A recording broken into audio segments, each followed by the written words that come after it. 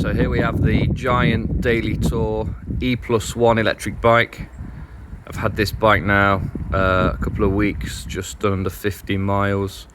I thought I'd do a review because there's no other reviews on YouTube and hardly any reviews on the internet full stop. So I was actually a bit nervous in purchasing the bike, not knowing a lot about it, but it did have everything I wanted.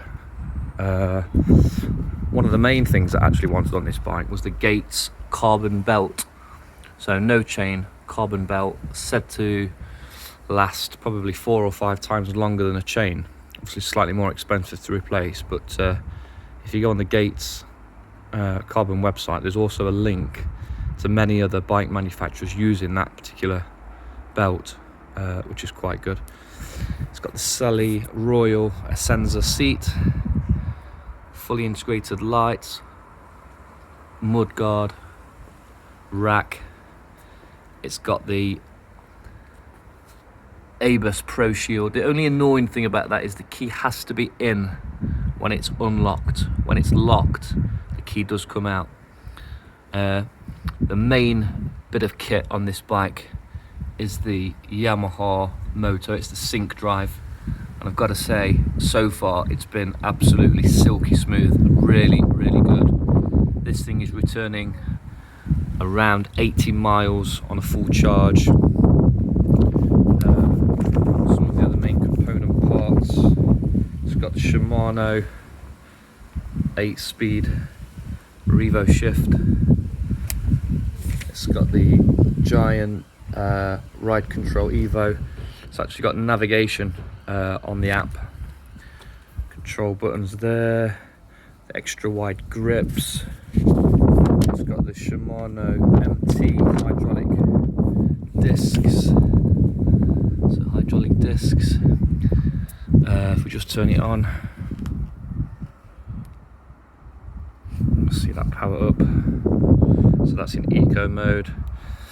You've got Eco Plus, normal, Sport, Sport Plus. Sport Plus does 360% of the effort that you put in. If you go down, off, quite a heavy bike, wouldn't advise riding it off, but if you run out of battery, it's possible.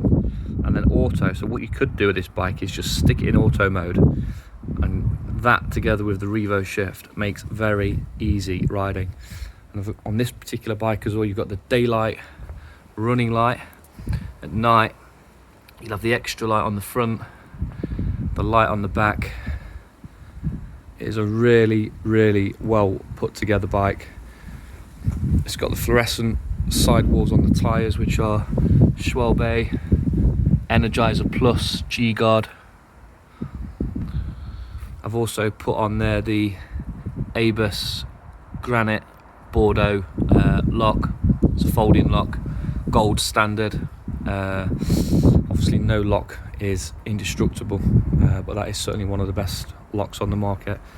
And I think you'll agree this bike stands really well. It's got the Dutch bars that kind of just kick back a little bit. Really well put together in anthracite silver. Fantastic looking bike. Really super smooth on the gear changes. Oh yeah, I missed that. It's got the suspension seat as well, and the seat's obviously gel. Show you that again. Sully Royale Ascenza. There's the back light. Yeah, comes with a kickstand as well, built in. Really good bit of kit. So this bike at the moment, 2020 model. It's actually the same as the 2019 model. I don't know why they call it 2020. Not that bothered me in the slightest, but it was retailing, still is, at £3,000.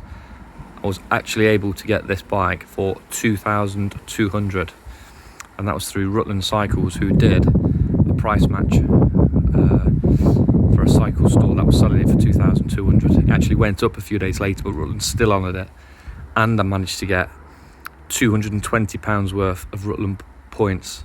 So I bought the ABUS Granite Bordeaux lock and got a balance bike for my daughter, so that's £220 bonus plus £800, so it was a fantastic deal. 2,200. Really pleased great for commuting, and I think you'll appreciate, as electric bikes go, this has just about got everything you could possibly want.